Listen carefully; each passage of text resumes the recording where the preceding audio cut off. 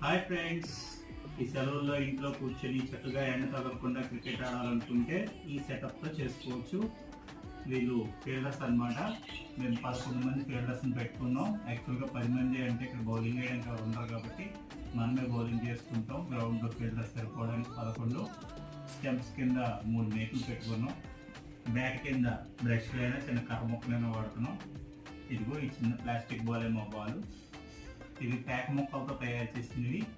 4 pack ముక్కలతో fielder తయారైపోతాడు. మిగతా rules అన్ని as usual same, 4s and 6s. So we are starting the game.